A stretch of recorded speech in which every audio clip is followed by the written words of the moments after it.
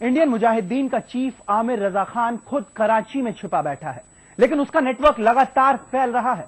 Delhi police ने अनीता दास नाम की जिस महिला को गिरफ्तार किया है, वो भी आईएम की एक अहम कड़ी है।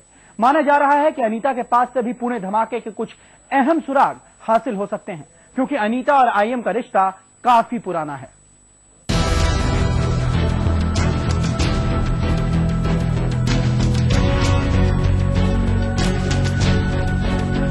मास्टर ब्लास्टर के इस चमत्कार पर जब दुनिया हैरान हो रही थी, भारत के दुश्मन नंबर 1 लश्कर ए तैयबा की नजर भी तेंदुलकर पर टिकी थी।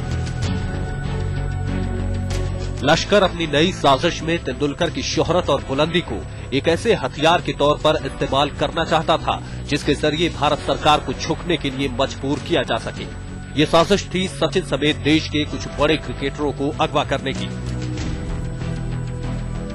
ये लश्कर की वो साजिश थी जिसके बदौलत वो भारतीय जेल में बंद अपने 2 खूंखार आतंकियों को रिहा करवाना चाहते थे। नसरुल्लाह और अब्दुल रहीम, लश्कर के ये दोनों आतंकी भारतीय सुरक्षा बलों के हत्थे चढ़ चुके थे और तिहाड़ जेल में बंद थे। लश्कर कुछ ऐसी ही हस्तियों को अगवा करना चाहता था जिनकी फिरौती के तौर पर वो दोनों को रिहा करवा सके, और ऐसी हस्तियों की लश्कर की फहरिस्त में सचिन तेंदुलकर और सौरव गांगुली सबसे ऊपर थे। लश्कर ए तैयबा ने इस खौफनाक साजिश को अंजाम देने की जिम्मेदारी सौंपी अरशद पर। पाकिस्तान के मुल्तान का रहने वाला अरशद तालिबान के साथ आतंक की पूरी ट्रेनिंग ले चुका था और भारत में वो आसिफ रजा खान और आमिर रजा खान के लगातार संपर्क में था। क्रिकेटरों को अगवा करने की साजिश के तहत जब अशरफ और आसिफ रजा खान दिल्ली पहुंचे तो उस वक्त अनीता दास नाम की ये महिला भी साथ थी।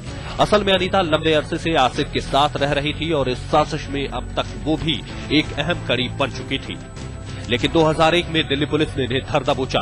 6 साल तक जेल में रहने के बाद अनीता जमानत पर रिहा तो हो गई, लेकिन खुफिया एजेंसियों का मानना है कि आतंक के साथ इसका कनेक्शन खत्म नहीं हुआ।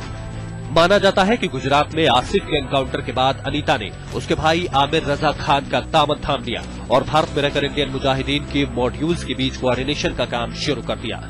अब अनीता एक बार फिर पुलिस की गिरफ्त में है।